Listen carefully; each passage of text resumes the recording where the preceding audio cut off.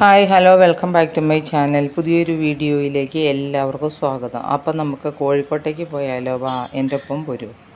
നമുക്ക് ആലുവ റെയിൽവേ സ്റ്റേഷനിൽ നിന്ന് വേണം പോകാനായിട്ട്. ആലുവ റെയിൽവേ സ്റ്റേഷനിൽ നിന്ന് ഏതാണ്ട് ഒരു 4 മണിക്കൂറോളം സമയമെടുക്കും കോഴിക്കോട്ടേക്ക്.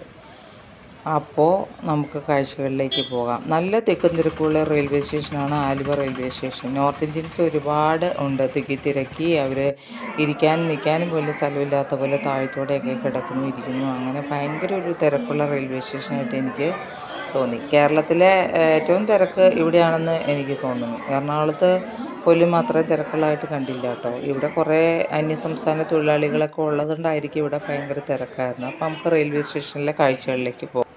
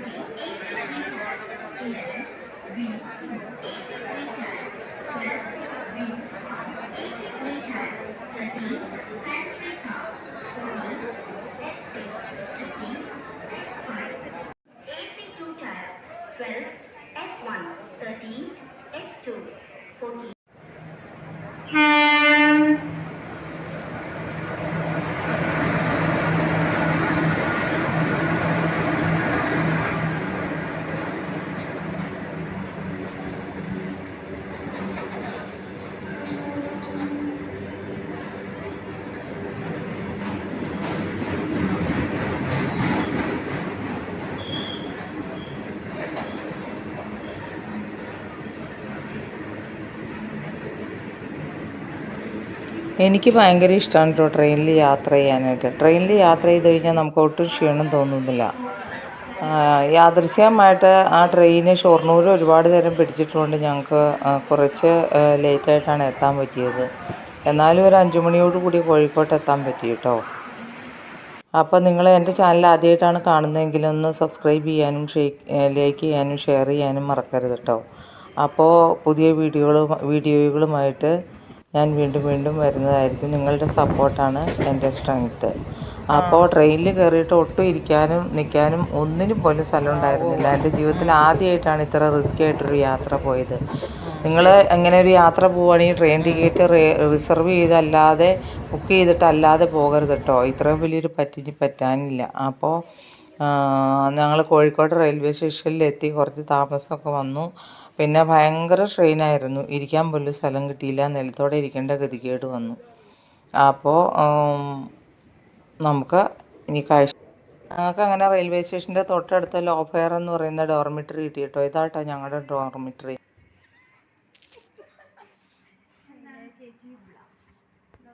കഴിഞ്ഞ വാട്സ് ഇൻ മൈ ബാഗ് ചിലപ്പോ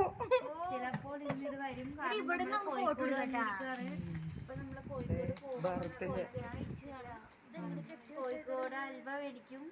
പിന്നെ നമ്മള് മാങ്ങ ഉപ്പിലിട്ടിരിക്കും. മറ്റേത് ഇതിന്റെ നമ്മളിന്ന് കോഴിക്കോട് സമുദ്രയുടെ കോഴിക്കോട് നമുക്ക് കാപ്പാട് പോണ്ടേ? എനിക്കറിയില്ല, പക്ഷെ കോഴിക്കോടാണ് പുള്ളി വന്നതെന്ന് എനിക്കറിയാം. ഞങ്ങളവിടെ റൂമിൽ ചെന്നപ്പോൾ തന്നെ കയറി കിടന്ന് ഉറങ്ങി. ഞങ്ങൾ 11 മണി വരെ ഉറങ്ങിയിട്ട് പിന്നെയാണ് ഞങ്ങൾ ഫുഡ് കഴിക്കാൻ ഇറങ്ങിയത് കേട്ടോ.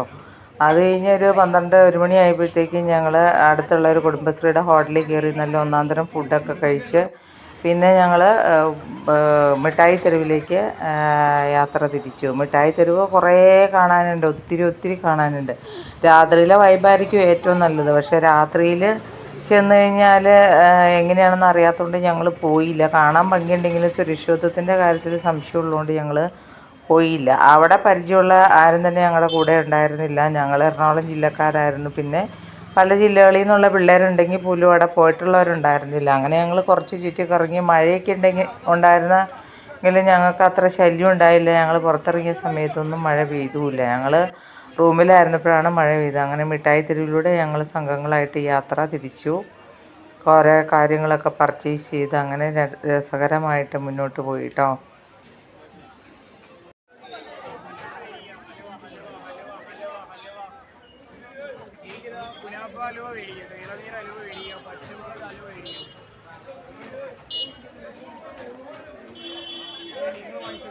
ഇതവിടെ എല്ലാ സാധനങ്ങളും കിട്ടുന്ന ഒരു കടയാണ് കേട്ടോ. കുട, വടി എല്ലാം കിട്ടും. കമ്മൽ, ഡ്രസ്സ് എന്ന് വേണ്ട ഒരു വീട്ടിലേക്ക് ആവശ്യമുള്ള എല്ലാ സാധനങ്ങളും കിട്ടുന്ന ഒരു കടയാണ് കേട്ടോ. അവിടെ കയറി കഴിഞ്ഞാൽ എല്ലാം പർച്ചേസ് ചെയ്ത് പോരാം. ഞാനൊരു ഗൗൺ നോക്കുവാണ്. ഇതല്ലാട്ടോ എടുത്തത്, ഒരു ബ്ലാക്കും ആഷും കൂടെ കൂടിയിട്ടുള്ള ആട്ടോ എടുത്തത്. അപ്പോൾ നല്ല സൗകര്യമാണ്. അവർ നല്ല ഡിസ്പ്ലേ എല്ലാം ഇട്ടിട്ടുണ്ട്. അപ്പോൾ ഒരു ഷോളും ഞാൻ എടുത്തു, ഒരു ഗൗൺ എടുത്തു, പിന്നെ ഒരു ടോപ്പ്, ഒരു ബ്ലാക്ക് ടോപ്പ് എടുത്തു കേട്ടോ. പിന്നെ ഇനി കുറച്ച് കമ്മലും മാലയും അതും ഇതൊക്കെ അവിടെ ഉണ്ട് കേട്ടോ. അതും ഒക്കെ ഒന്ന് നോക്കുകയാണ്. എന്നാലും കാണാൻ നല്ല രസമാണല്ലോ എല്ലാം.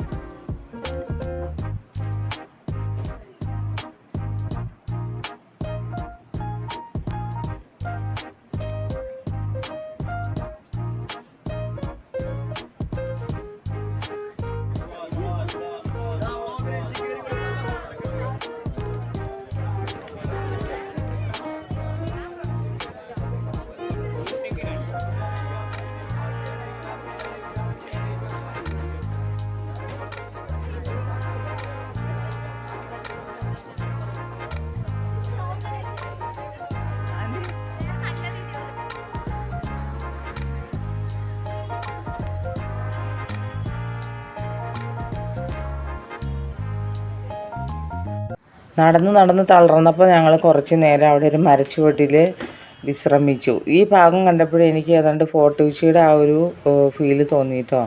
ഞങ്ങൾ എന്നിട്ട് അവിടെ നിന്ന് നടന്ന് കുറച്ച് നേരം അവിടെ ഇരുന്നിട്ട് അടുത്ത സ്ഥലത്തേക്ക് പോയി. ഇതാണ് മാനാഞ്ചിറ മൈതാനം കേട്ടോ. അങ്ങ് ദൂരെ കാണുന്നതാണ് മാനാഞ്ചിറ മൈതാനം അങ്ങ് ദൂരെ കാണുന്നു. പിന്നെ ചെറിയും അവിടെ ഉണ്ട് കേട്ടോ.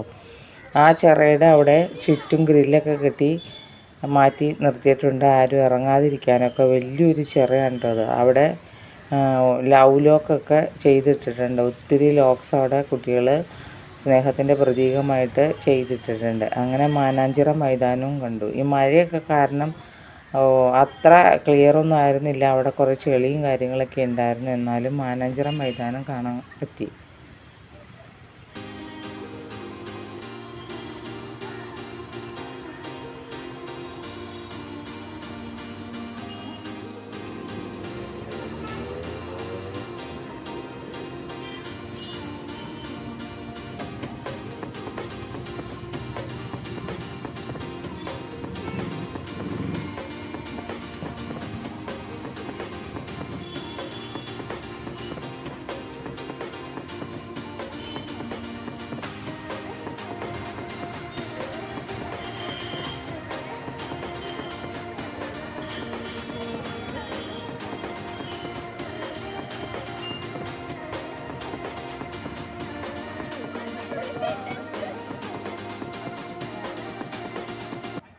ഇനി അവിടെ നിന്ന് ഞങ്ങൾ ബീച്ചിലേക്ക് തിരിച്ചു. ബീച്ചിലേക്കുള്ള ഷോർട്ട് കട്ട് വഴിയെ പോയി കഴിഞ്ഞപ്പോഴാണ് വന്ദേ ഭാരത് വരുന്നത്. അപ്പോൾ അങ്ങനെ ഞങ്ങൾ അത് കടന്നു പോകാൻ വേണ്ടി വെയിറ്റ് ചെയ്തു. കുറച്ച് പേര് അപ്പുറം കടക്കുകയും ചെയ്തു.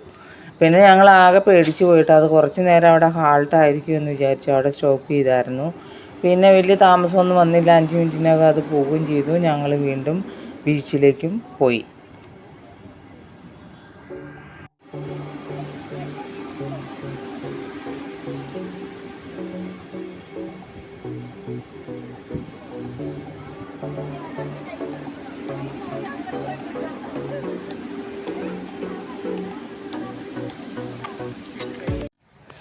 അങ്ങനെ ഞങ്ങൾ ബീച്ചിലെത്തി. വളരെ വിശാലമായൊരു ബീച്ചായിരുന്നു. അത്യാവശ്യം തിക്കും തിരക്കൊക്കെ ഉണ്ടായിരുന്നു. പക്ഷെ നമ്മൾ വീഡിയോസിലൊക്കെ പലരുടെയും യൂട്യൂബ് ചാനലിൽ കാണുന്ന അത്രയൊന്നും ഒരു രസമായിട്ട് തോന്നിയില്ല. എനിക്കിതിനേക്കാളും ഇഷ്ടപ്പെട്ടത് കൊല്ലം ബീച്ചായിരുന്നു കേട്ടോ. എന്തുകൊണ്ടാണെന്ന് അറിയില്ല, കോഴിക്കോട് ബീച്ച് എല്ലാവരും ഭയങ്കര ഫേമസ് പറയുന്നുണ്ട്. പക്ഷേ എനിക്ക് അത്ര പ്രത്യേകതയൊന്നും തോന്നിയില്ല. അതിലെ വെള്ളമൊക്കെ ഭയങ്കര കലങ്ങി മറിഞ്ഞ് ലഡ് കലങ്ങിയതുപോലെ കറുത്ത വെള്ളമായിരുന്നു. അതുപോലെ അവിടെയൊന്നും ഇറങ്ങാനും പറ്റില്ല, അപകടകരമായ സ്ഥലമാണെന്ന് തോന്നുന്നു. ആരും ഇറങ്ങിയും കണ്ടില്ല. പക്ഷെ നമ്മൾ വേറെ ഏത് ബീച്ചിൽ പോയാലും, ഇപ്പോൾ കൊല്ലം ബീച്ചിലാണെങ്കിലും ആളുകൾ കുളിക്കണ കാണാം. അതുപോലെ തിരുവനന്തപുരത്ത് പോയാലും അങ്ങനെ തന്നെ. പക്ഷേ ഇവിടെ അങ്ങനെ ആരും ഇറങ്ങണയൊന്നും കണ്ടില്ല കേട്ടോ. അധികം ലൈഫ് ഗാർഡിനെയും കണ്ടില്ല. അപ്പോൾ അങ്ങനെ അവിടെ ചില്ല് ചെയ്ത് കുറേ നേരം അങ്ങോട്ടും ഇങ്ങോട്ടൊക്കെ നടന്ന് രാത്രിയുടെ വൈബ് കാണാൻ വേണ്ടിയിട്ട് അങ്ങനെ നിന്നു. അങ്ങനെ വളരെ രസകരമായിട്ട് അവിടെ സ്പെൻഡ് ചെയ്തു.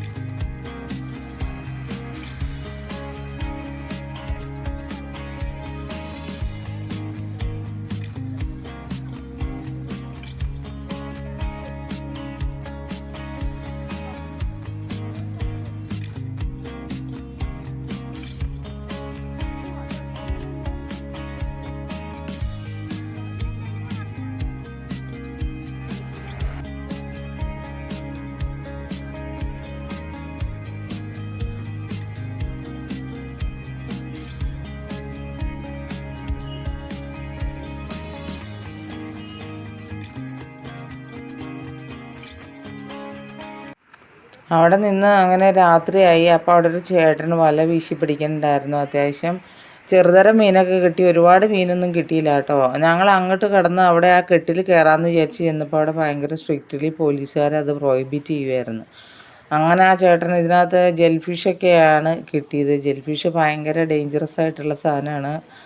അപ്പോൾ അങ്ങനെ അവിടെ അതെല്ലാം കഴിഞ്ഞ് ഞങ്ങൾ വീണ്ടും റൂമിൽ തിരിച്ചു വന്ന് റൂമിലെ വിസിറ്റിംഗ് ഏരിയയിൽ ഇരിക്കണതാണ് കേട്ടോ. അപ്പോൾ അത് കഴിഞ്ഞിട്ട് പിന്നെ ഞങ്ങൾ ഫ്രഷായിട്ട് വീണ്ടും ഇറങ്ങി പുറത്ത് പോയി ബിരിയാണിയൊക്കെ കഴിച്ച്. അതായത് തലശ്ശേരി ദം ബിരിയാണി. അവിടെ ബിരിയാണി ഭയങ്കര ടേസ്റ്റിയാണ് കേട്ടോ. ഫുഡ് എക്സ്പ്ലോർ ചെയ്യാനാണ് അവിടെ എല്ലാവരും പോണത്. കോഴിക്കോടൻ ദം ബിരിയാണി. പിന്നെ വേറൊരു കാര്യം, അവിടുത്തെ ഷെഫുകാരൊക്കെ ഇവിടെയും വന്ന് നമ്മുടെ അടുത്ത് പാചകം ചെയ്യുന്നതുകൊണ്ട് നമുക്ക് അത്രയൊരു സ്പെഷ്യാലിറ്റി ഒന്നും തോന്നാറില്ല. നമ്മുടെ നാട്ടിലും എറണാകുളം ജില്ലയിലും അതുപോലെ പല ഭാഗങ്ങളിലായിട്ടും ഇതുപോലത്തെ കാണാറുണ്ട്. അപ്പോൾ താങ്ക് യു.